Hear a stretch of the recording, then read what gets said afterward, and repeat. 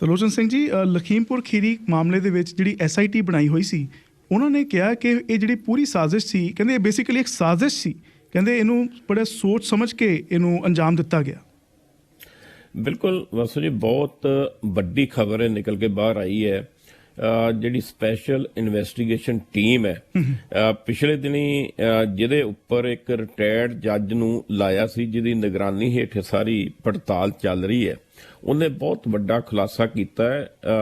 ਅਦਾਲਤ ਵਿੱਚ ਇੱਕ ਅਰਜੀ ਪਾ ਕੇ ਬਕਾਇਦਾ ਰਿਕਾਰਡ ਤੇ ਇਹ ਗੱਲ ਲਿਆਂਦੀ ਹੈ ਵੀ 3 ਅਕਤੂਬਰ ਨੂੰ ਜਿਹੜਾ ਲਖੀਮਪੁਰ ਖੀਰੀ ਖੂਨੀ ਕਾਂਡ ਵਾਪਰਿਆ, 4 ਕਿਸਾਨ ਜਿਹੜੇ ਅਜੇ ਮਿਸ਼ਰਾ ਜਿਹੜੇ ਕੇਂਦਰੀ ਮੰਤਰੀ ਨੇ, ਉਹਨਾਂ ਦੇ ਪੁੱਤਰ ਆਸ਼ੀਸ਼ ਮਿਸ਼ਰਾ ਦੀ ਗੱਡੀ ਹੇਠ ਕੁਚਲ ਕੇ ਮਰ ਗਏ ਸੀ।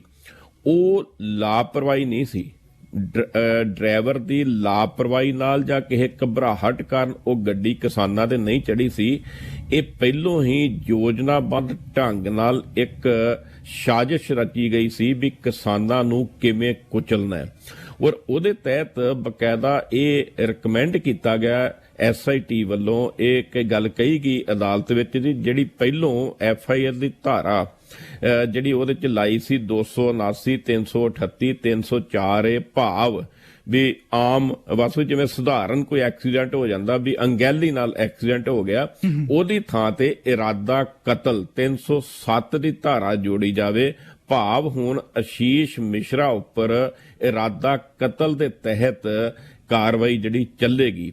ਔਰ ਇਹ ਸਾਰੀ ਗੱਲ ਨੇ ਸਾਫ਼ ਕਰ ਦਿੱਤਾ ਵੀ ਕਿਸਾਨ ਜਥੇਬੰਦੀਆਂ ਜਿਹੜਾ ਐਲੀਗੇਸ਼ਨ ਲਾਉਂਦੀਆਂ ਸੀ, ਔਰ ਅਜੇ ਮਿਸ਼ਰਾ ਟੈਨੀ ਨੇ 3 ਅਕਤੂਬਰ ਦੀ ਘਟਨਾ ਤੋਂ ਪਹਿਲਾਂ ਜਨਤਕ ਤੌਰ ਤੇ ਜੋ ਐਲਾਨ ਕੀਤਾ ਸੀ ਵੀ ਜੇ ਮੇਰੇ ਅੱਗੇ ਕੋਈ ਆਇਆ ਤੇ ਮੇਰੇ ਅੱਗੇ ਕੋਈ ਨਹੀਂ ਅੜਿਆ ਫਿਰ ਮੈਂ ਦੱਸੂਗਾ ਉਹਨੂੰ, ਉਹਦੇ ਤੋਂ ਬਹੁਤ ਹੀ ਸਾਫ਼ ਹੋ ਗਿਆ ਵੀ ਜੇ ਉਹਨਾਂ ਦੇ ਪੁੱਤਰ ਆਸ਼ੀਸ਼ ਮਿਸ਼ਰਾ ਦੀ ਗੱਡੀ ਨੇ ਬਕਾਇਦਾ ਸਾਜ਼ਿਸ਼ ਤਹਿਤ ਕਿਸਾਨਾਂ ਨੂੰ ਉੱਥੇ ਕੁਚਲਿਆ, ਤੇ ਇਹਦਾ ਮਤਲਬ ਵੀ ਇਹ ਆਸ਼ੀਸ਼ ਮਿਸ਼ਰਾ ਨੇ ਨਹੀਂ ਕੁਚਲਿਆ।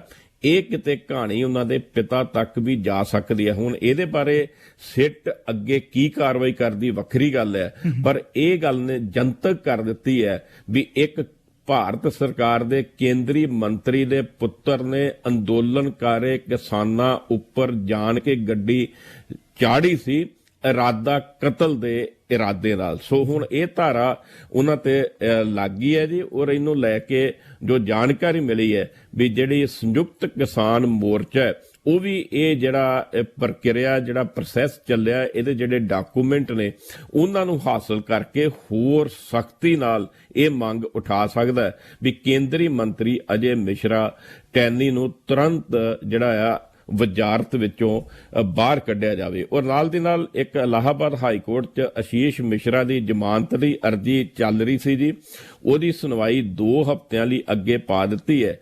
ਪਰ ਕਾਨੂੰਨੀ ਮਾਹਰ ਕਹਿੰਦੇ ਨੇ ਵੀ ਇਹ ਜਿਹੜੀ ਨਵੀਂ ਧਾਰਾ 307 ਜੋੜਦੀ ਹੈ, ਹੁਣ ਆਸ਼ੀਸ਼ ਮਿਸ਼ਰਾ ਨੂੰ ਜ਼ਮਾਨਤ ਮਿਲਣ ਦੇ ਅਸਾਰ ਬਹੁਤ ਜ਼ਿਆਦਾ ਘਟ ਗਏ ਨੇ ਜੀ ਬਸ।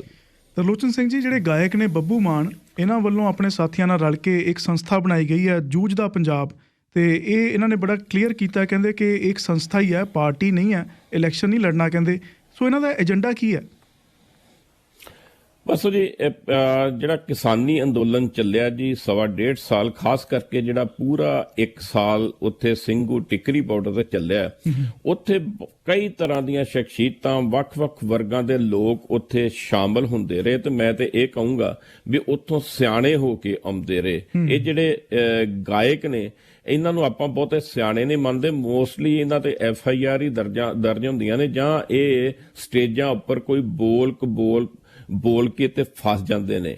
ਪਰ ਇਹ ਚੰਗੀ ਗੱਲ ਹੈ ਵੀ ਬੱਬੂ ਮਾਨ ਤੇ ਗੁਲ ਪਨਾਗ ਜਿਹੜੀ ਪਹਿਲੋਂ ਆਮ ਆਦਮੀ ਪਾਰਟੀ ਦੀ ਟਿਕਟ ਲੈ ਕੇ 2014 ਦੀ ਇਲੈਕਸ਼ਨ 19 ਦੀ ਇਲੈਕਸ਼ਨ ਇੱਥੋਂ ਲੜੀ ਸੀ ਚੰਡੀਗੜ੍ਹ ਤੋਂ, ਪਰ ਉਹ ਹਾਰ ਗਈ ਸੀ, ਵੋਟਾਂ ਬਹੁਤ ਮਿਲੀਆਂ ਸੀ, ਪਰ ਉਸ ਤੋਂ ਬਾਅਦ ਉਹ ਚੰਡੀਗੜ੍ਹ ਦਿਸੀ ਨਹੀਂ ਸੀ। ਉਹ ਵੀ ਇਸ ਪ੍ਰੈਸ ਕਾਨਫਰੰਸ ਵਿੱਚ ਸ਼ਾਮਲ ਸੀ। ਇਸੇ ਤਰ੍ਹਾਂ ਰਣਜੀਤ ਬਾਵਾ ਤੇ ਕੁਝ ਪੱਤਰਕਾਰ ਵੀ ਸੀ, ਦਵਿੰਦਰ ਸ਼ਰਮਾ ਤੇ ਖੇਤੀ ਮਾਹਰ ਨੇ ਜੀ ਬਲਵਿੰਦਰ ਸੰਧੂ ਇਹ ਵੀ ਸਨ, ਗਿਆਨੀ ਕੇਵਲ ਸਿੰਘ ਜੀ ਵੀ ਪ੍ਰੈਸ ਕਾਨਫਰੰਸ ਸ਼ਾਮਲ ਸੀ। ਔਰ ਮੁੱਖ ਤੌਰ ਤੇ ਜੋ ਲੱਗਦਾ ਸੀ ਵੀ ਇਹ ਸਾਰੇ ਗਰੁੱਪ ਦੇ ਮੁਖੀ ਜਿਹੜੇ ਨੇ ਪੰਜਾਬੀ ਫਿਲਮਾਂ ਦੇ ਪ੍ਰਮੁੱਖ ਨਿਰਦੇਸ਼ਕ ਨੇ ਅਮਿਤੋਜ ਮਾਨ, ਇਹ ਸਨ ਜੀ, ਉੱਥੇ ਬੱਬੂ ਮਾਨ ਵੀ ਸੀ।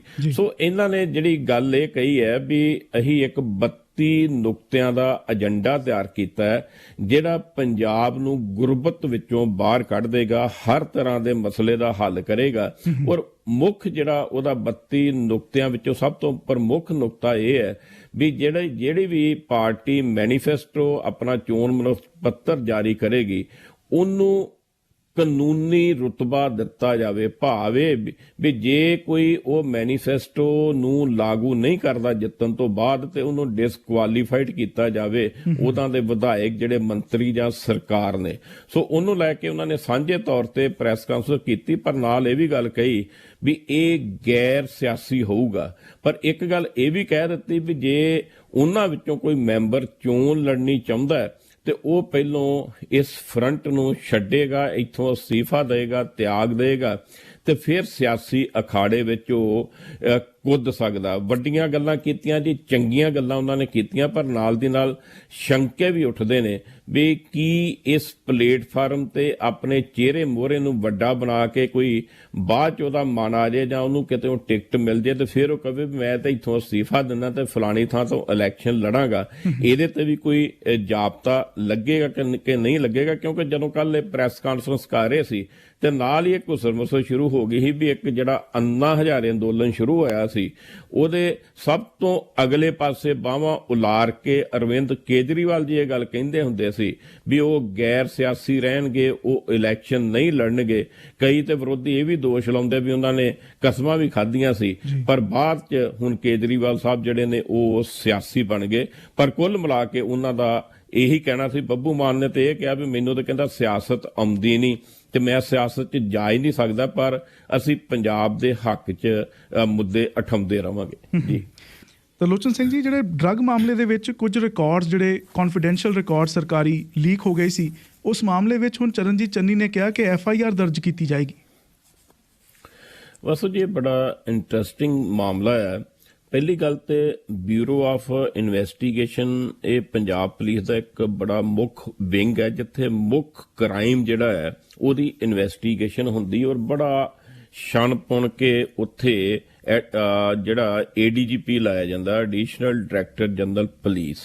ਪਹਿਲੀ ਗੱਲ ਤੇ 2 ਪਹਿਲੋਂ ਬਦਲੀਆਂ ਕਰਾ ਕੇ ਭੱਜ ਗਏ ਜੇ, ਤੇ ਤੀਸਰੇ ਇੱਕ ਆਏ ਸੀ SK ਅਸਥਾਨਾ।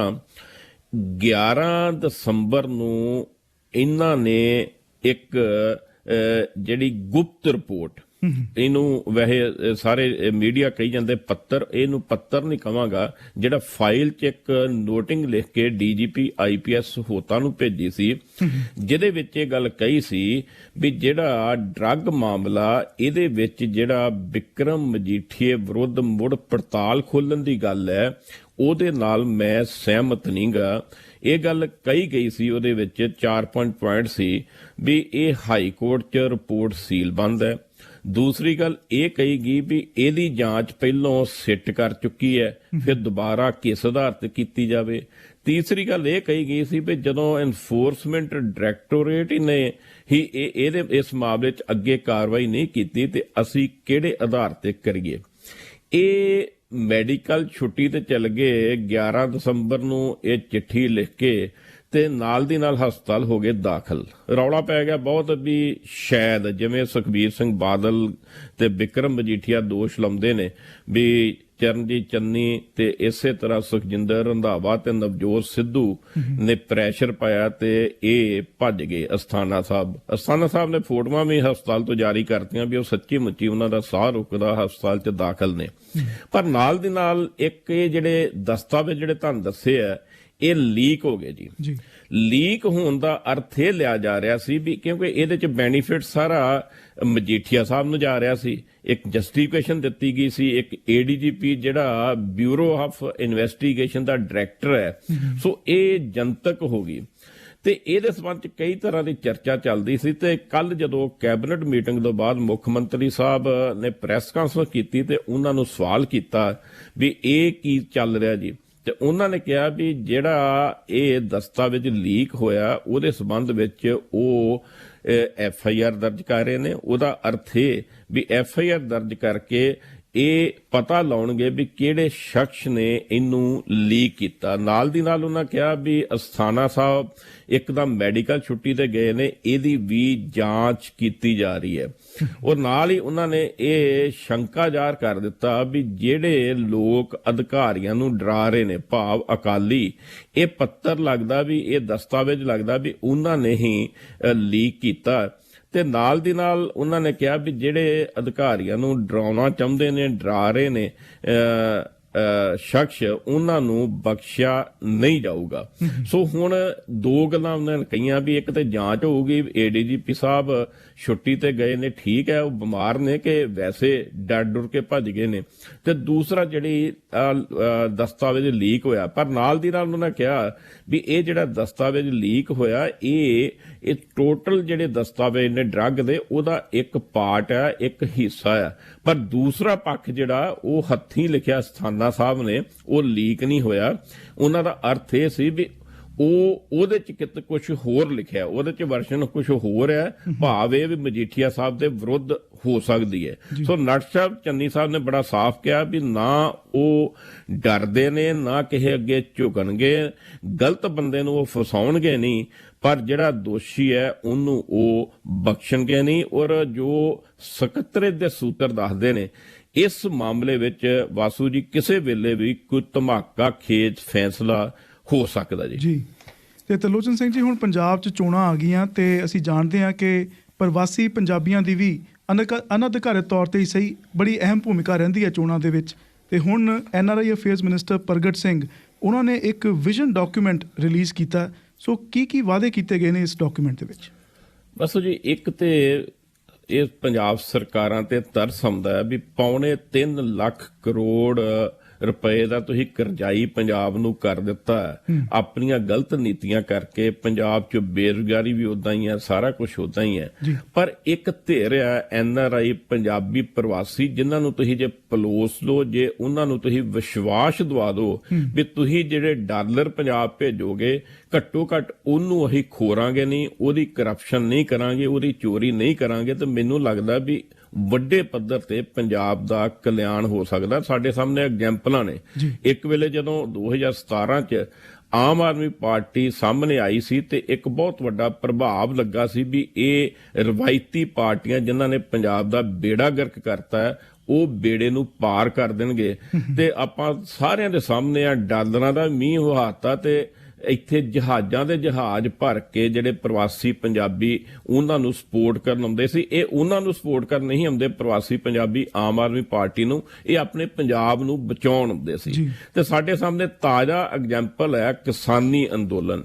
ਜਿੰਨੀ ਹਮਾਇਤ, ਜਿੰਨੀ ਇਹਦੇ ਸਿੱਧਤ ਨਾਲ ਇਸ ਅੰਦੋਲਨ ਨੂੰ ਸੜਕਾਂ ਤੇ ਆ ਕੇ ਵੀ, ਨੋਟਾਂ ਨਾਲ ਵੀ ਤੇ ਮੋਰਚੇ ਵਿੱਚ ਸ਼ਾਮਲ ਹੋ ਕੇ ਪ੍ਰਵਾਸੀ ਪੰਜਾਬੀਆਂ ਨੇ ਸਹਿਯੋਗ ਦਿੱਤਾ। ਇਹ ਕਿਸਾਨ ਲੀਡਰ ਵੀ ਮੰਨਦੇ ਨੇ ਵੀ ਸਾਨੂੰ ਜਿਹੜੀ ਸਪੋਰਟ ਪ੍ਰਵਾਸੀ ਪੰਜਾਬੀਆਂ ਨੇ, ਵਿਦੇਸ਼ਾਂ 'ਚ ਵਸਦੇ ਪੰਜਾਬੀਆਂ ਨੇ ਦਿੱਤੀ, ਉਹਨੇ ਬਹੁਤ ਵੱਡਾ ਬਲ ਦਿੱਤਾ ਹੈ। ਪਰ ਪੰਜਾਬ ਸਰਕਾਰ ਕੋਈ ਵੀ ਪ੍ਰਵਾਸੀ ਪੰਜਾਬੀਆਂ ਨੂੰ ਇਹ ਵਿਸ਼ਵਾਸ, ਇੱਕ ਇਦਾਂ ਦਾ ਥੜਾ ਹੀ ਨਹੀਂ ਬਣਾ ਸਕੀ ਪੰਜਾਬ ਵਿੱਚ ਵੀ ਜਿਹੜੇ ਚਿਹਰੇ ਲੱਗਣ ਵੀ ਬਹੁਤ ਇਮਾਨਦਾਰ ਹੈ, ਉਹਨਾਂ ਦਾ ਇੱਕ ਗਰੁੱਪ ਹੀ ਬਣਾ ਦਿੱਤਾ ਜਾਵੇ ਵੀ ਜਿਹੜੇ ਡਾਲਰ ਬਾਹਰੋਂ ਆਉਣਗੇ ਉਹ ਗਰੁੱਪ ਉਹਨੂੰ ਉਹਦੀ ਵਰਤੋਂ ਕਰੇਗਾ।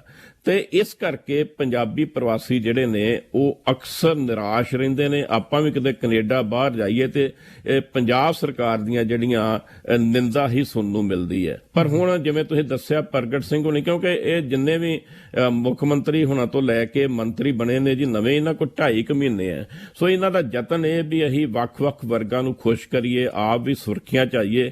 ਪਰ ਪ੍ਰਗਟ ਸਿੰਘ ਹੁਣਾਂ ਬਾਰੇ ਚਲੋ ਥੋੜੀ ਸੌਫਟ ਕਾਰਨਰ ਹੈ ਵੀ ਵਧੀਆ ਬੰਦੇ ਨੇ। ਉਹਨਾਂ ਨੇ ਕੱਲ ਐਲਾਨ ਕੀਤਾ ਜੀ, ਬੜੇ ਚਿਰ ਦੇ ਉਹ ਕਹਿੰਦੇ ਸੀ ਮੈਂ ਇਸ ਸੰਬੰਧ ਵਿੱਚ ਕੋਈ ਵੱਡਾ ਫੈਸਲਾ ਕਰਾਂਗਾ। ਉਹਨਾਂ ਨੇ 5-7 ਫੈਸਲੇ ਲਏ ਨੇ। ਇੱਕ ਤੇ ਇਹ ਵੀ ਪ੍ਰਵਾਸੀ ਭਾਰਤੀਆਂ ਲਈ ਵਪਾਰਕ ਤੇ ਵਿੱਤੀ ਮੁੱਦੇ ਜਿਹੜੇ ਨੇ ਉਹਨਾਂ ਦੇ ਹੱਲ ਕਰਨ ਲਈ ਸਿੰਗਲ ਵਿੰਡੋ ਸਿਸਟਮ ਜਿਹੜਾ ਸ਼ੁਰੂ ਕੀਤਾ ਜਾਊਗਾ। ਵੈਸੇ ਬਹੁਤ ਵਾਰੀ ਸਿੰਗਲ ਵਿੰਡੋ ਸਿਸਟਮ ਪਹਿਲਾਂ ਵੀ ਸ਼ੁਰੂ ਕੀਤਾ, ਪਰ ਉਹਨਾਂ ਨੇ ਕਿਹਾ ਵੀ ਮੈਂ ਇਹਨੂੰ ਅਮਲੀ ਰੂਪ ਦੇਵਾਂਗਾ। ਦੂਸਰਾ ਪਾਸੋਂ ਜੀ ਵੱਡਾ ਉਹਨਾਂ ਨੇ ਐਲਾਨ ਇਹ ਕੀਤਾ ਵੀ ਪ੍ਰਵਾਸੀ ਪੰਜਾਬੀਆਂ ਦੇ ਜਿਹੜੇ ਮਾਲ ਵਿਭਾਗ ਨਾਲ ਸੰਬੰਧਿਤ ਜਾਇਦਾਦਾਂ ਦੇ ਮਾਮਲੇ ਨੇ, ਵੱਡੇ ਇਸ਼ੂ ਇਹ ਨੇ ਪ੍ਰਵਾਸੀ ਭਾਰਤੀਆਂ ਦੇ, ਉਹ ਵੀ ਕਹਿੰਦੇ ਵੀ ਸਿੰਗਲ ਵਿੰਡੋ ਦੀ ਸਹੂਲਤ ਨਾਲ ਹੱਥੋਂ ਹੱਥੀ ਹੱਲ ਕਰਾਉਣ ਦਾ ਜਿਹੜਾ ਇੱਕ ਰਣਨੀਤੀ, ਇੱਕ ਨੀਤੀ ਜਿਹੜੀ ਉਹ ਤਿਆਰ ਕੀਤੀ ਵੀ ਹੈ।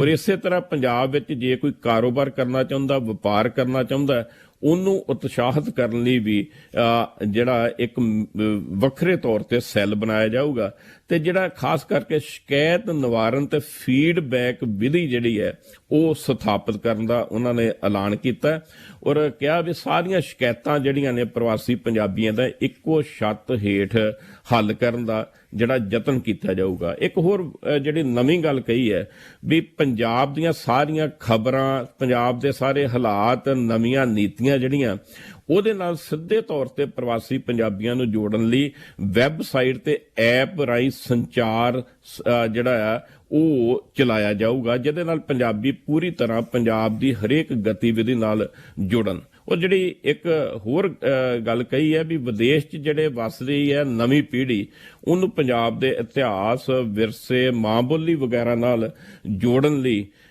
ਯੂਨੀਵਰਸਿਟੀਆਂ ਵਿੱਚ ਥੋੜੇ ਸਮੇਂ ਦੇ ਸਮਰ ਸਕੂਲ ਕੋਰਸ ਸ਼ੁਰੂ ਕੀਤੇ ਜਾਣਗੇ। ਵੀ ਜੇ ਪ੍ਰਵਾਸੀ ਬੱਚੇ ਇੱਥੇ ਆਉਂਦੇ ਆ ਤੇ ਉਹਨਾਂ ਲਈ ਬਕਾਇਦਾ ਸਕੂਲਿੰਗ ਦਾ ਪ੍ਰਬੰਧ ਕੀਤਾ ਜਾਵੇ। ਤੇ ਇੱਕ ਫੈਸਲਾ ਇਹ ਹੈ ਜੀ, ਹੋਮ ਸਟੇ ਇੱਕ ਨਾਂ ਦਿੱਤਾ ਪ੍ਰੋਗਰਾਮ ਦਾ, ਪ੍ਰਵਾਸੀ ਪੰਜਾਬੀਆਂ ਨੂੰ ਸੂਬੇ ਨਾਲ ਜੋੜਨ ਲਈ ਹੋਮ ਸਟੇ ਦੀ ਸਹੂਲਤ ਵੀ ਦੇਣ ਦਾ ਫੈਸਲਾ ਕੀਤਾ। ਸੋ ਕੁੱਲ ਮਿਲਾ ਕੇ ਇਹ ਵੀ ਗੱਲ ਕਹੀ ਗਈ ਹੈ ਵੀ ਸਕੂਲਾਂ ਤੇ ਯੂਨੀਵਰਸਿਟੀ ਪੱਧਰ ਦੇ ਜਿਹੜੇ ਵਿਦਿਆਰਥੀ ਨੇ ਉਹਨਾਂ ਦਾ ਆਦਾਨ ਪ੍ਰਦਾਨ ਵੀ ਕੀਤਾ ਜਾਊਗਾ ਤੇ ਮੈਡੀਕਲ ਸੈਰ ਸਪਾਟਾ ਲਈ ਐਪ ਰਾਹੀਂ ਪ੍ਰਵਾਸੀਆਂ ਨੂੰ ਬਿਹਤਰ ਢੰਗ ਨਾਲ ਪੰਜਾਬ 'ਚ ਕਿਹੜੀਆਂ ਸਿਹਤ ਸਹੂਲਤਾਂ ਮਿਲਦੀਆਂ ਉਹਦੇ ਬਾਰੇ ਵੀ ਜਾਣੂ ਕਰਵਾਇਆ ਜਾਊਗਾ। ਜੀ ਬਸ। ਤਰਲੋਚਨ ਸਿੰਘ ਜੀ, ਜਿਵੇਂ ਜਿਵੇਂ ਇਲੈਕਸ਼ਨ ਨੇੜੇ ਆ ਰਿਹਾ ਪੰਜਾਬ ਦੇ ਵਿੱਚ, ਹੁਣ ਸਾਰੀਆਂ ਪਾਰਟੀਆਂ, ਭਾਵੇਂ ਅਕਾਲੀ ਦਲ ਹੋਵੇ, ਭਾਜਪਾ ਹੋਵੇ ਜਾਂ ਫਿਰ ਕੈਪਟਨ ਸਾਹਿਬ ਦੀ ਜਿਹੜੀ ਨਵੀਂ ਪੰਜਾਬ ਲੋਕ ਕਾਂਗਰਸ ਹੋਵੇ, ਇਹਨਾਂ ਵੱਲੋਂ ਹੁਣ ਰੈਲੀਆਂ ਦੀ ਝੜੀ ਲਗਾਈ ਜਾ ਰਹੀ ਹੈ, ਵੱਡੇ ਵੱਡੇ ਐਲਾਨ ਕੀਤੇ ਜਾ ਰਹੇ ਨੇ। ਸੋ ਸਭ ਤੋਂ ਦਿਲਚਸਪ ਐਲਾਨ ਕਿਹੜਾ ਜੀ? ਬਸ ਜੀ, ਇੱਕ ਤੇ ਅਕਾਲੀ ਦਲ ਨੇ ਮੋਗੇ 'ਚ 100 ਸਾਲ ਦੀ ਪਾਰਟੀ ਹੋਣ ਤੇ ਰੈਲੀ ਕੀਤੀ ਜੀ। 100 ਸਾਲ ਪੂਰੇ ਹੋ ਗਏ ਜੀ, ਸ਼੍ਰੋਮਣੀ ਅਕਾਲੀ ਦਲ ਦੀ ਉਮਰ 100 ਸਾਲ ਹੋ ਗਈ ਜੀ। ਔਰ ਇਸੇ ਤਰ੍ਹਾਂ ਲੁਧਿਆਣੇ ਭਾਰਤੀ ਜਨਤਾ ਪਾਰਟੀ ਨੇ ਰੈਲੀ ਕੀਤੀ ਤੇ ਆਪਣੇ ਸਿਸਵਾ ਫਾਰਮ ਹਾਊਸ 'ਚ ਕੈਪਟਨ ਸਾਹਿਬ ਨੇ ਕੱਲ ਅਖਾੜਾ ਲਾਇਆ ਜੀ। ਸੋ ਜਿੱਥੋਂ ਤੱਕ ਅਕਾਲੀ ਦਲ ਦੀ ਰੈਲੀ ਸੀ, ਬਹੁਤ ਵੱਡੀ ਰੈਲੀ ਸੀ ਕਿਉਂਕਿ ਉਹ ਸੂਬਾਈ ਰੈਲੀ ਸੀ ਔਰ ਮੋਗੇ ਅਕਸਰ ਅਕਾਲੀ ਦਲ ਦਾ ਕਲਚਰ ਹੈ ਵੀ ਉਹ ਮੋਗੇ 'ਚ ਵੱਡੀ ਰੈਲੀ ਕਰਕੇ ਕਿਸੇ ਵੀ ਚੋਣ ਦਾ ਜਿਹੜਾ ਆ ਉਹ ਆਗਾਜ਼ ਕਰਦੇ ਨੇ। ਵੱਡੀ ਗੱਲ ਇਹ ਸੀ ਵੀ ਇਸ ਰੈਲੀ 'ਚ ਵੱਡੇ ਬਾਦਲ ਸਾਹਿਬ ਵੀ ਸ਼ਾਮਲ ਹੋਏ ਔਰ ਵੱਡੇ ਬਾਦਲ ਸਾਹਿਬ ਨੇ ਖੜੇ ਹੋ ਕੇ ਲੰਬਾ ਭਾਸ਼ਣ ਦਿੱਤਾ, ਜਿਹਦੇ ਤੋਂ ਲੱਗਦਾ ਵੀ ਉਹ 2022 ਦੀ ਇਲੈਕਸ਼ਨ 'ਚ ਵੀ ਆਪਣਾ ਜਲਵਾ ਦਿਖਾ ਸਕਦੇ ਨੇ। ਔਰ ਉਹਨਾਂ ਨੇ, ਵੱਡੇ ਬਾਦਲ ਸਾਹਿਬ ਨੇ ਕਈ ਵੱਡੀਆਂ ਗੱਲਾਂ ਕੀਤੀਆਂ, ਇੱਕ ਤੇ ਟਕੋਰਾਂ ਕੀਤੀਆਂ ਕਾਂਗਰਸ ਤੇ। ਉਹਨਾਂ ਨੇ ਕਿਹਾ ਵੀ ਆ ਜਿਹੜਾ ਮੁੰਡਾ ਚਰਨਜੀਤ ਚੰਨੀ ਜਿਹਨੂੰ ਮੁੱਖ ਮੰਤਰੀ ਬਣਾਇਆ ਕਾਂਗਰਸ ਨੇ, ਹੁਣ ਉਹਨੂੰ ਜਲੀਲ ਕੀਤਾ ਜਾ ਰਿਹਾ ਕਿਉਂਕਿ 2022 'ਚ ਉਹਨੂੰ ਮੁੱਖ ਮੰਤਰੀ ਦਾ ਚਿਹਰਾ ਬਣਾਉਣ ਤੋਂ ਨਾ ਕਰ ਦਿੱਤੀ ਹੈ। ਨਾਲ ਦੀ ਨਾਲ ਉਹਨਾਂ ਨੇ ਇੱਕ ਤੇ ਇੱਧਰ ਦਲਿਤ ਭਾਈਚਾਰੇ ਨੂੰ ਟਕੋਰ ਲਾਤੀ, ਦੂਸਰੇ ਪਾਸੇ ਕਹਿੰਦੇ ਆ ਸੁਨੀਲ ਜਾਖੜ, ਉਹਨੂੰ ਵਿਚਾਰੇ ਨੂੰ ਵੀ ਪਹਿਲਾਂ ਮੁੱਖ ਮੰਤਰੀ ਬਣਾਉਣ ਦੀ ਗੱਲ ਕਹੀ ਸੀ ਤੇ ਫਿਰ ਕਹਿ ਦਿੱਤਾ ਵੀ ਉਹਦੇ ਭਾਈਚਾਰੇ ਵਿੱਚੋਂ ਕਿਸੇ ਨੂੰ ਮੁੱਖ ਮੰਤਰੀ ਨਹੀਂ ਬਣਾਇਆ ਜਾ ਸਕਦਾ।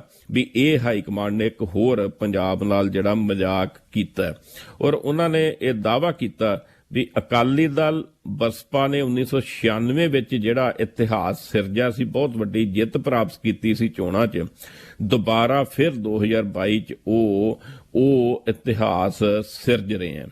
ਔਰ ਜਿਹੜੇ ਪ੍ਰਧਾਨ ਨੇ ਸੁਖਬੀਰ ਬਾਦਲ ਜੀ, ਉਹਨਾਂ ਨੇ 3-4 ਹੋਰ ਬਹੁਤ ਵੱਡੇ ਐਲਾਨ ਕੀਤੇ। ਕਹਿੰਦੇ ਜੇ ਮੇਰੀ ਸਰਕਾਰ ਆ ਗਈ ਤੇ 50,000 ਰੁਪਏ ਦੀ ਫਸਲ ਬੀਮਾ ਸਕੀਮ ਸ਼ੁਰੂ ਕਰੂੰਗਾ। ਤੇ ਇੱਕ ਬਹੁਤ ਵੱਡਾ ਮੁੱਦਾ ਬਸੋ ਜੀ, ਪੰਜਾਬ 'ਚ ਜਿਹੜੇ 2004 ਤੋਂ ਬਾਅਦ ਭਰਤੀ ਹੋਏ ਨੇ ਮੁਲਾਜ਼ਮ, ਸਰਕਾਰੀ ਮੁਲਾਜ਼ਮ, ਉਹਨਾਂ ਤੋਂ ਪੁਰਾਣੀ ਪੈਨਸ਼ਨ ਸਕੀਮ ਜਿਹੜੀ ਹੈ ਉਹ ਖੋਲੀ ਹੈ। ਔਰ ਸੁਖਬੀਰ ਉਹਨਾਂ ਨੇ ਕਿਹਾ ਵੀ ਜੇ ਮੈਂ ਮੁੱਖ ਮੰਤਰੀ ਬਣ ਗਿਆ 22 'ਚ ਤੇ ਪੁਰਾਣੀ ਪੈਨਸ਼ਨ ਸਕੀਮ ਜਿਹੜੀ ਹੈ ਦੁਬਾਰਾ ਬਹਾਲ ਕਰ ਦੂੰਗਾ। ਔਰ ਦੂਸਰੀ ਗੱਲ ਉਹਨਾਂ ਨੇ ਕਹੀ ਵੀ ਜੇ ਉਹ ਮੁੱਖ ਮੰਤਰੀ ਬਣ ਗਏ ਤੇ ਪੰਜਾਬ ਵਿੱਚ ਇੱਕ ਰੇਤ ਦੀ ਖੱਡ ਦਾ ਠੇਕਾ ਇੱਕ ਵਿਅਕਤੀ ਨੂੰ ਦੇਣਗੇ ਤੇ ਇੱਕ ਸ਼ਰਾਬ ਦਾ ਠੇਕਾ ਇੱਕ ਵਿਅਕਤੀ ਨੂੰ ਦੇਣਗੇ। ਭਾਵ ਇਹ ਢਨਾਡਾਂ ਨੂੰ ਸਾਰਾ ਕੁਝ ਜਿਹੜਾ ਆ ਉਹ ਨਿਲਾਮ ਨਹੀਂ ਕੀਤਾ ਜਾਊਗਾ। ਨਾਲ ਦੀ ਨਾਲ ਉਹਨਾਂ ਨੇ ਧਾਰਮਿਕ ਸਥਾਨਾਂ ਤੇ ਬਿਜਲੀ ਦੇ ਬਿੱਲ ਮੁਆਫ ਕਰਨ ਦਾ ਵੀ ਜਿਹੜਾ ਐਲਾਨ ਕਰ ਦਿੱਤਾ ਜੀ। ਦੂਸਰੇ ਪਾਸੇ ਭਾਰਤੀ ਜਨਤਾ ਪਾਰਟੀ ਨੇ ਲੁਧਿਆਣੇ ਰੈਲੀ ਕੀਤੀ ਜੀ, ਵੱਡੀ ਰੈਲੀ ਸੀ ਇਹ। ਕਿਸਾਨ ਅੰਦੋਲਨ ਖਤਮ ਹੋਣ ਤੋਂ ਬਾਅਦ ਪਹਿਲੀ ਵਾਰੀ ਸਾਹ ਆਇਆ ਭਾਰਤੀ ਜਨਤਾ ਪਾਰਟੀ ਨੂੰ। ਪਹਿਲੀ ਵਾਰੀ ਇਹ ਲੀਡਰ ਜਿਹੜੇ ਨੇ ਬਾਹਰ ਆ ਕੇ ਉਹਨਾਂ ਨੇ ਜਨਤਕ ਤੌਰ ਤੇ ਰੈਲੀ ਕੀਤੀ ਔਰ ਇਹਦੇ ਵਿੱਚ ਨਾਅਰਾ ਦਿੱਤਾ ਵੀ 2022 ਦੇ ਇਲੈਕਸ਼ਨ 'ਚ ਨਵਾਂ ਪੰਜਾਬ ਭਾਜਪਾ ਦੇ ਨਾਲ ਦਾ ਨਾਅਰਾ ਦੇ ਕੇ ਔਰ 117 ਸੀਟਾਂ ਤੇ ਉਹ ਚੋਣ ਲੜਨਗੇ। ਔਰ ਇਸ ਦੌਰਾਨ ਮਨਜਿੰਦਰ ਸਿੰਘ ਸਿਰਸਾ ਜਿਹੜੇ ਅਕਾਲੀ ਦਲ ਦੇ ਲੀਡਰ ਸੀ, ਭਾਜਪਾ 'ਚ ਸ਼ਾਮਲ ਹੋਏ ਨੇ, ਉਹਨਾਂ ਨੇ ਕਿਹਾ ਵੀ ਪੰਜਾਬ 'ਚ ਸਿੱਖ ਚਿਹਰੇ ਨੂੰ ਮੁੱਖ ਮੰਤਰੀ ਬਣਾਉਣਾ ਚਾਹੀਦਾ ਹੈ। ਪਰ ਭਾਜਪਾ ਦੇ ਜਿਹੜੇ ਪ੍ਰਮੁੱਖ ਲੀਡਰ ਸੀ ਉਹਨਾਂ ਨੇ ਕਿਹਾ ਵੀ ਮੁੱਖ ਮੰਤਰੀ ਬਣਾਉਣ ਦਾ ਫੈਸਲਾ ਤੇ ਉਹਨਾਂ ਦਾ ਪਾਰਲੀਮੈਂਟਰੀ ਬੋਰਡ ਹੈ ਉਹ ਹੀ ਕਰੂਗਾ। ਔਰ ਜਿਵੇਂ ਦੱਸਿਆ ਜੀ, ਉਧਰ ਸਿਸਵਾ ਫਾਰਮ ਹਾਊਸ ਚੋਂ ਹਾਲੇ ਵੀ ਬਾਹਰ ਨਹੀਂ ਨਿਕਲ ਰਹੇ ਕੈਪਟਨ ਸਾਹਿਬ, ਉਹਨਾਂ ਨੇ ਉੱਥੇ ਅਖਾੜਾ ਲਾਇਆ ਤੇ ਉਹਨਾਂ ਨੇ ਵੀ ਕਈ ਵੱਡੇ ਐਲਾਨ ਕੀਤੇ ਨੇ। ਉਹ ਕਹਿੰਦੇ ਵੀ ਮੇਰਾ ਉਦੇਸ਼ ਪੰਜਾਬ ਵਿੱਚ ਕਾਂਗਰਸ ਨੂੰ ਹਰਾਉਣਾ ਨਹੀਂਗਾ, ਖੁਦ ਸਰਕਾਰ ਬਣਾਉਣਾ ਹੈ। ਔਰ ਨਾਲ ਦੀ ਨਾਲ ਉਹਨਾਂ ਨੇ ਕਹਿ ਦਿੱਤਾ ਵੀ ਜੇ ਸਿੱਧੂ ਕਹਿੰਦਾ ਇਮਰਾਨ ਮੇਰਾ ਦੋਸਤ ਹੈ ਤੇ ਫਿਰ ਸਿੱਧੂ ਭਾਰਤ ਦਾ ਸ਼ੁਭ ਚਿੰਤਕ ਨਹੀਂ ਹੋ ਸਕਦਾ। ਕੁਝ ਸਾਬਕਾ ਸੂਬਕਾ ਪੁਰਾਣੇ ਲੀਡਰ ਜਿਹੜੇ ਉਹ ਸ਼ਾਮਲ ਵੀ ਹੋਏ ਨੇ ਜੀ ਕੈਪਟਨ ਸਾਹਿਬ ਦੀ ਲੋਕ ਕਾਂਗਰਸ ਪਾਰਟੀ 'ਚ, ਜਿਹਦੇ 'ਚ ਸਾਬਕਾ ਸੰਸਦ ਮੈਂਬਰ ਅਮਰੀਕ ਸਿੰਘ ਆਲੀਵਾਲ, ਸਾਬਕਾ ਵਿਧਾਇਕ ਨੇ ਜੀ ਹਰਜਿੰਦਰ ਸਿੰਘ ਠੇਕੇਦਾਰ, ਪ੍ਰੇਮ ਮਿੱਤਲ, ਫਰਜ਼ਾਨਾ ਆਲਮ ਤੇ ਰਾਜਵਿੰਦਰ ਕੌਰ ਭਗੀਕੇ। ਇਸੇ ਤਰ੍ਹਾਂ ਇੱਕ ਹੋਰ ਸ਼ੁਗਲ ਵਾਲੀ ਗੱਲ ਹੋਈ, ਪੰਜਾਬ ਆੜਤੀ ਐਸੋਸੀਏਸ਼ਨ ਦੇ ਪ੍ਰਧਾਨ ਤੇ ਮੰਡੀ ਬੋਰਡ ਦੇ ਵਾਈਸ ਚੇਅਰਮੈਨ ਵਿਜੇ ਕਾਲੜਾ ਵੀ ਸਿਸਵਾ ਫਾਰਮ ਹਾਊਸ ਦਿਸੇ ਜੀ। ਔਰ ਕਿਹਾ ਗਿਆ ਪ੍ਰੈਸ ਨੋਟ ਜਾਰੀ ਕਰਕੇ ਸ਼ਾਮਲ ਹੋ ਗਏ ਨੇ ਉਹ ਉਹਨਾਂ ਦੀ ਪਾਰਟੀ 'ਚ। ਪਰ ਸ਼ਾਮੀ ਜਦੋਂ ਚੰਨੀ ਸਾਹਿਬ ਪ੍ਰੈਸ ਕਾਨਫਰੰਸ ਕਰ ਰਹੇ ਸੀ ਤੇ ਉਹਨਾਂ ਦੇ ਸੱਜੇ ਪਾਸੇ ਬੈਠੇ ਹੱਸ ਜੇ ਰਹੇ ਸੀ, ਸ਼ਾਇਦ ਇਹ ਦੱਸ ਰਹੇ ਸੀ ਵੀ ਮੈਂ ਉਧਰ ਵੀ ਆਇਆ ਤੇ ਇੱਧਰ ਵੀ ਆ ਗਿਆ ਜੀ। ਸੋ ਏਦਾਂ ਦਾ ਬਸ ਡਰਾਮਾ ਚੱਲ ਰਿਹਾ ਜੀ। ਜੀ ਤੇ ਤਰਲੋਚਨ ਸਿੰਘ ਜੀ, ਅਸੀਂ ਭਾਰਤ ਵਿੱਚ ਪਹਿਲਾਂ ਕਈ ਵਾਰ ਵੇਖਿਆ ਕਿ ਦਲਿਤ ਭਾਈਚਾਰੇ ਦੀ ਭਲਾਈ ਵਾਸਤੇ ਕਈ ਕਮੇਟੀਆਂ ਬਣਦੀਆਂ ਰਹੀਆਂ ਨੇ, ਪਰ ਹੁਣ ਮੁੱਖ ਮੰਤਰੀ ਚੰਨੀ ਨੇ ਜਨਰਲ ਵਰਗ ਦੀ ਭਲਾਈ ਵਾਸਤੇ ਇੱਕ ਕਮਿਸ਼ਨ ਬਣਾ ਦਿੱਤੀ ਤੇ ਸਾਰਿਆਂ ਨੂੰ ਹੈਰਾਨ ਕਰਤਾ। ਬਸ ਜੀ ਇਹ ਨਾ ਕਈ ਦਹਾਕਿਆਂ ਤੋਂ ਇੱਕ ਤੇ ਜਨਰਲ ਵਰਗ ਦੀ ਫੈਡਰੇਸ਼ਨ ਬਣੀ ਹੈ ਤੇ ਇਸੇ ਤਰ੍ਹਾਂ ਐਸਸੀ ਵਰਗ ਦੀਆਂ ਕਈ ਐਸੋਸੀਏਸ਼ਨਾਂ ਯੂਨੀਅਨ ਬਣੀਆਂ ਜਿਨ੍ਹਾਂ ਵਿਚਕਾਰ ਅਕਸਰ ਟਕਰਾਅ ਹੁੰਦਾ। ਇੱਕ ਰੈਲੀ ਕਰਦੀ ਚੰਡੀਗੜ੍ਹ ਤੇ ਦੂਜੀ ਉਹਦੇ ਵਿਰੋਧ ਚ ਕਰ ਦਿੰਦੀ ਹੈ, ਕਿਉਂਕਿ ਕੁਦਰਤੀ ਕੰਟਰਾਡਿਕਸ਼ਨ ਕਈ ਤਰ੍ਹਾਂ ਦੀਆਂ, ਖਾਸ ਕਰਕੇ ਸਰਕਾਰੀ ਮੁਲਾਜ਼ਮਾਂ ਵਿੱਚ ਵੀ ਜਦੋਂ ਪ੍ਰਮੋਸ਼ਨ ਹੁੰਦੀ ਕਿਸੇ ਮੁਲਾਜ਼ਮ ਦੀ ਤੇ ਉੱਥੇ ਜਨਰਲ ਵਰਗ ਕਹਿੰਦਾ ਵੀ ਉਹਨਾਂ ਨੂੰ ਰਿਜ਼ਰਵੇਸ਼ਨ ਨਾ ਦਿੱਤੀ ਜਾਵੇ, ਐਸਸੀ ਵਰਗ ਕਹਿੰਦਾ ਵੀ ਬਰਕਰਾਰ ਰਹਿਣੀ ਚਾਹੀਦੀ ਹੈ। ਪਰ ਪਿਛਲੇ ਦਿਨਾਂ 'ਚ ਜਨਰਲ ਵਰਗ ਵੱਲੋਂ ਧਰਨੇ ਮਾਰੇ ਗਏ ਸੀ ਔਰ ਚਰਨਜੀਤ ਚੰਨੀ ਹੋਣਾ ਨੂੰ ਮਿਲੇ ਸੀ ਔਰ ਚਰਨਜੀਤ ਚੰਨੀ ਹੋਣਾ ਨੇ ਉਹਨਾਂ ਨਾਲ ਵਾਅਦਾ ਕੀਤਾ ਸੀ ਵੀ ਉਹ ਜਨਰਲ ਵਰਗ ਲਈ ਵੀ ਭਲਾਈ ਕਮਿਸ਼ਨ ਬਣਾਊਗਾ। ਪਰ ਇਹ ਚਰਚਾ ਸੀ ਵੀ ਇਹ ਇੱਕ ਫੋਕਾ ਵਾਅਦਾ ਹੈ, ਕਿਉਂਕਿ ਜੇ ਬਤੌਰ ਦਲਿਤ ਮੁੱਖ ਮੰਤਰੀ ਉਹ ਜਨਰਲ ਵਰਗ ਦੀ ਕਮਿਸ਼ਨ ਬਣਾਉਂਦੇ ਨੇ ਤੇ ਇਹ ਬੜੀ ਅਣਹੋਣੀ ਜੀ ਹੋਊਗੀ। ਪਰ ਕੱਲ ਕੈਬਨਿਟ ਮੀਟਿੰਗ ਵਿੱਚ ਇਹ ਫੈਸਲਾ ਕੀਤਾ ਔਰ ਖੁਦ ਚਰਨਜੀਤ ਚੰਨੀ ਹੋਣਾ ਨੇ ਇਹ ਐਲਾਨ ਕੀਤਾ ਵੀ ਜਨਰਲ ਵਰਗ ਦੀ ਭਲਾਈ ਕਮਿਸ਼ਨ ਬਣਾਉਣ ਦਾ ਕੈਬਨਿਟ ਨੇ ਫੈਸਲਾ ਕਰ ਲਿਆ। ਜਲਦੀ ਇਹਨੂੰ ਨੋਟੀਫਾਈ ਕਰ ਦਿੱਤਾ ਜਾਊਗਾ। ਫਿਲਹਾਲ ਇਹਦੇ ਬਾਰੇ ਐਸਸੀ ਵਰਗ ਵੱਲੋਂ ਕੋਈ ਟਿੱਪਣੀ ਨਹੀਂ ਆਈ, ਪਰ ਸੰਭਾਵਨਾ ਇਹ ਹੈ ਵੀ ਸ਼ਾਇਦ ਚੰਨੀ ਹੋਣਾ ਦਾ ਇਸ ਗੱਲ ਲਈ ਵਿਰੋਧ ਕੀਤਾ ਜਾਵੇ ਵੀ ਜਨਰਲ ਵਰਗ ਦੀ ਜਿਹੜੀ ਹੈ ਉਹ ਕਮਿਸ਼ਨ ਕਿਉਂ ਬਣਾਇਆ ਗਿਆ। ਔਰ ਇਸ ਤੋਂ ਇਲਾਵਾ ਬਸ ਜੀ ਕਈ ਹੋਰ ਵੱਡੇ ਕੱਲ ਕੈਬਨਿਟ 'ਚ ਫੈਸਲੇ ਹੋਏ ਨੇ ਜੀ। ਇੱਕ ਤੇ ਪਹਿਲਾਂ ਵੀ ਚੰਨੀ ਸਾਹਿਬ ਨੇ ਐਲਾਨ ਕੀਤਾ ਸੀ, ਕੈਬਨਿਟ ਨੇ ਮੋਹਰ ਲਾਤੀ ਹੈ ਵੀ ਜੇ ਕੋਈ ਜ਼ਿਮੀਂਦਾਰ ਕੋਈ ਕਿਸਾਨ ਆਪਣੇ ਖੇਤ 'ਚੋਂ 3 ਫੁੱਟ ਤੱਕ ਹੁੰਦੀ ਜੀ ਮਿੱਟੀ ਪੁੱਟ ਸਕਦਾ, ਉਹ ਦੇ ਸਕਦਾ ਮਾਈਨਿੰਗ ਲਈ। ਇਹ ਕਹਿਤਾ ਵੀ ਹੁਣ ਸਰਕਾਰ ਉਹਦੇ ਲਈ ਨਾ ਤੇ ਰਾਇਲਟੀ ਲਏਗੀ ਤੇ ਨਾ ਉਹਨੂੰ ਕੋਈ ਹੋਰ ਤਰ੍ਹਾਂ ਦੀ ਸਰਕਾਰੀ ਪ੍ਰਕਿਰਿਆ 'ਚੋਂ ਨਿਕਲਣਾ ਪਊਗਾ। ਇਸੇ ਤਰ੍ਹਾਂ ਭੱਠਾ ਮਾਲਕ ਜਿਹੜੇ ਨੇ ਜੀ ਉਹਨਾਂ ਨੂੰ ਵੀ ਕਿਸੇ ਵੀ ਜ਼ਿਮੀਂਦਾਰ ਦੇ ਖੇਤ 'ਚੋਂ ਮਿੱਟੀ ਲੈਣ ਦੀ ਖੁੱਲ੍ਹ ਦੇ ਦਿੱਤੀ ਆ, ਉਹਨੂੰ ਕੋਈ ਸਰਕਾਰੀ ਪਰਮਿਸ਼ਨਾਂ ਲੈਣ ਦੀ ਲੋੜ ਨਹੀਂ ਪਊਗੀ। ਇੱਕ ਵੱਡਾ ਫੈਸਲਾ ਹੋਰ ਕੀਤਾ, ਪਹਿਲੋਂ ਕੀ ਸੀ ਜੀ, ਪੈਸੇ ਤੇ ਸਰਕਾਰੀ ਦਫ਼ਤਰਾਂ ਵਿੱਚ ਜੇ ਭਰਤੀ ਹੁੰਦੀ ਸੀ ਤੇ ਉਹ ਜਿਹਦੇ ਭਰਤੀ ਹੋਣਾ ਸੀ ਉਹਦੇ ਤੇ ਕੰਡੀਸ਼ਨ ਪੱਕੀ ਸੀ ਵੀ 10ਵੀਂ ਵਿੱਚ ਪੰਜਾਬੀ ਭਾਸ਼ਾ ਪਾਸ ਕਰਨੀ ਲਾਜ਼ਮੀ ਸੀ, ਪਰ ਬੋਰਡ ਕਾਰਪੋਰੇਸ਼ਨ ਤੇ ਜਿਹੜੇ ਨਗਰ ਨਿਗਮਾਂ ਸੀ ਇਹਨਾਂ ਵਿੱਚ ਇਦਾਂ ਦੀ ਕੰਡੀਸ਼ਨ ਨਹੀਂ ਸੀ, ਉਹ ਸ਼ਰਤ ਵੀ ਲਾ ਦਿੱਤੀ ਹੈ। ਔਰ ਨਾਲ ਦੀ ਨਾਲ ਇੱਕ ਹੋਰ ਚੋਣ ਵਾਅਦਾ ਕੀਤਾ ਚੰਨੀ ਸਾਹਿਬ ਨੇ ਵੀ 400 ਏਕੜ ਉੱਪਰ 25,000 ਫਲੈਟ ਬਣਾ ਕੇ ਦਿੱਤੇ ਜਾਣਗੇ ਗਰੀਬ ਤਬਕੇ ਨੂੰ, ਜਿਹਦੇ 'ਚ ਜ਼ਮੀਨ ਦੀ ਕੀਮਤ ਨਹੀਂ ਵਸੂਲੀ ਜਾਊਗੀ ਸਰਕਾਰ ਵੱਲੋਂ, ਕੇਵਲ ਉਸਾਰੀ ਦਾ ਖਰਚਾ ਲਿਆ ਜਾਵੇਗਾ ਔਰ ਉਹ ਖਰਚਾ ਵੀ ਜਿਹੜਾ ਬੈਂਕਾਂ ਨਾਲ ਗੱਲ ਕੀਤੀ ਹੈ ਉਹਨਾਂ ਨੂੰ ਲੋਨ ਦਵਾ ਕੇ ਕਿਸ਼ਤਾਂ 'ਚ ਲਿਆ ਜਾਊਗਾ। ਸੋ ਕੁੱਲ ਮਿਲਾ ਕੇ ਇਹ ਫੈਸਲੇ ਕੀਤੇ ਨੇ। ਕ੍ਰਿਸਮਸ ਮੌਕੇ ਵੀ ਕ੍ਰਿਸਚੀਅਨ ਭਾਈਚਾਰੇ ਲਈ ਵੀ ਚੰਨੀ ਸਾਹਿਬ ਨੇ ਵੱਡੇ ਐਲਾਨ ਕੀਤੇ ਨੇ। ਜੀ ਤਾਂ ਲੋਚਨ ਸਿੰਘ ਜੀ, ਅੱਜ ਦੀਆਂ ਨਿਕੜੀਆਂ ਖਬਰਾਂ ਕਿਹੜੀਆਂ ਨੇ? ਭਾਰਤ ਵਿੱਚ ਮਹਿੰਗਾਈ ਨੇ 12 ਸਾਲ ਦੇ ਰਿਕਾਰਡ ਤੋੜ ਦਿੱਤੇ ਨੇ ਜੀ। ਨਵੰਬਰ ਦੌਰਾਨ ਥੋਕ ਮੁੱਲ ਆਧਾਰਿਤ ਮਹਿੰਗਾਈ ਵੱਧ ਕੇ 14.23% ਤੇ ਪਹੁੰਚ ਗਈ ਜੀ। ਇਹ ਦਰ ਅਕਤੂਬਰ ਦੌਰਾਨ 12.53% ਸੀ। ਉਹ ਦੱਸਿਆ ਇਹ ਜਾ ਰਿਹਾ ਵੀ ਮਹਿੰਗਾਈ ਦੇ ਰਿਕਾਰਡ ਵਧਣ ਦਾ ਕਾਰਨ ਤੇਲ ਤੇ ਬਿਜਲੀ ਦੇ ਦਰਾਂ ਵਿੱਚ ਭਾਰੀ ਵਾਧਾ ਹੋਣਾ ਔਰ ਇਸੇ ਤਰ੍ਹਾਂ 32 ਕਿਸਾਨ ਜਥੇਬੰਦੀਆਂ ਨੇ ਅੱਜ ਪੰਜਾਬ ਵਿੱਚੋਂ ਵੀ ਮੋਰਚੇ ਖਤਮ ਕਰਨ ਦਾ ਜਿਹੜਾ ਐਲਾਨ ਕੀਤਾ ਸੀ ਜੀ, ਉਹਦੇ ਮੁਤਾਬਕ ਧਰਨੇ ਹਟਾਏ ਜਾਣਗੇ। ਪਰ ਕਿਸਾਨ ਲੀਡਰ ਜੋਗਿੰਦਰ ਉਗਰਾਹਾਂ ਨੇ ਕਹਿ ਦਿੱਤਾ ਵੀ ਟੋਲ ਪਲਾਜ਼ਿਆਂ ਤੋਂ ਫਿਲਹਾਲ ਉਹ ਧਰਨੇ ਨਹੀਂ ਖਤਮ ਕਰਨਗੇ, ਕਿਉਂਕਿ ਉਹਨਾਂ ਨੂੰ ਸੰਕੇਤ ਮਿਲੇ ਨੇ ਵੀ ਟੋਲ ਚਾਰਜ ਜਿਹੜੇ ਨੇ ਸਰਕਾਰ ਨੇ ਡਬਲ ਕਰ ਦਿੱਤੇ ਨੇ, ਜਿੰਨਾ ਚਿਰ ਪੁਰਾਣੇ ਰੇਟ ਬਹਾਲ ਨਹੀਂ ਕੀਤੇ ਜਾਂਦੇ ਉਹ ਧਰਨੇ ਨਹੀਂ ਉਠਾਉਣਗੇ। ਔਰ ਇਸੇ ਤਰ੍ਹਾਂ ਬੇਅਦਬੀ ਕਾਂਡ ਦੀ ਜਾਂਚਕਾਰੀ ਸਪੈਸ਼ਲ ਇਨਵੈਸਟੀਗੇਸ਼ਨ ਟੀਮ ਨੇ ਕੱਲ ਮੁੜ ਸੁਨਾਰੀਆ ਜੇਲ੍ਹ ਜਾ ਕੇ ਤੇ ਰਾਮ ਰਹੀਮ ਜਿਹੜਾ ਸਿਰਸਾ ਦੇ ਮੁਖੀ ਨੇ ਉਹਨਾਂ ਦੀ ਪੁੱਛ ਪੜਤਾਲ ਕੀਤੀ ਜੀ। 6 ਘੰਟੇ ਉਹਨਾਂ ਦੀ ਪੁੱਛ ਪੜਤਾਲ ਚੱਲਦੀ ਰਹੀ ਔਰ ਇਸੇ ਤਰ੍ਹਾਂ ਤਕਰੀਬਨ 1 ਸਾਲ ਬਾਅਦ ਅੱਜ ਸਿੰਘੂ ਬਾਰਡਰ ਤੋਂ ਆਵਾਜਾਈ ਜਿਹੜੀ ਸ਼ੁਰੂ ਹੋਵੇਗੀ ਜੀ। ਇਹ ਦੱਸਿਆ ਜਾ ਰਿਹਾ ਵੀ ਅੱਜ ਛੋਟੇ ਵਾਹਨ ਜਿਹੜੇ ਨੇ ਉਹਨਾਂ ਦੀ ਆਵਾਜਾਈ ਸ਼ੁਰੂ ਕਰ ਦਿੱਤੀ ਜਾਊਗੀ ਤੇ ਹੌਲੀ ਹੌਲੀ ਇਹ ਸਿੰਘੂ ਬਾਰਡਰ ਜਿਹੜਾ 26 ਨਵੰਬਰ ਤੋਂ ਕਿਸਾਨੀ ਅੰਦੋਲਨ ਕਾਰਨ ਬੰਦ ਸੀ, ਉਹਦੀਆਂ ਜਿਹੜੀਆਂ ਪੂਰੀ ਜਿਹੜੀ ਆਵਾਜਾਈ ਜਿਹੜੀ ਉਹ ਸ਼ੁਰੂ ਹੋ ਜਾਏਗੀ। ਤੇ ਤਲੋਚਨ ਸਿੰਘ ਜੀ, ਅੱਜ ਦੀਆਂ ਬ੍ਰੇਕਿੰਗ ਨਿਊਜ਼। ਦਿੱਲੀ ਦੇ ਮੁੱਖ ਮੰਤਰੀ ਤੇ ਆਮ ਆਦਮੀ ਪਾਰਟੀ ਦੇ ਸੁਪਰੀਮੋ ਅੱਜ ਮੁੜ ਪੰਜਾਬ ਦੌਰੇ ਤੇ ਆ ਰਹੇ ਨੇ ਜੀ। ਉਹ ਅੱਜ ਜਲੰਧਰ 'ਚ ਤਿਰੰਗਾ ਯਾਤਰਾ ਕਰਨਗੇ ਤੇ ਕੱਲ ਬਾਦਲਾਂ ਦੇ ਹਲਕੇ ਲੰਬੀ ਦੇ ਪਿੰਡ ਖੁੱਡੀਆਂ ਵਿੱਚ ਵੱਡੀ ਰੈਲੀ ਕਰਨ ਦਾ ਐਲਾਨ ਕੀਤਾ ਜੀ।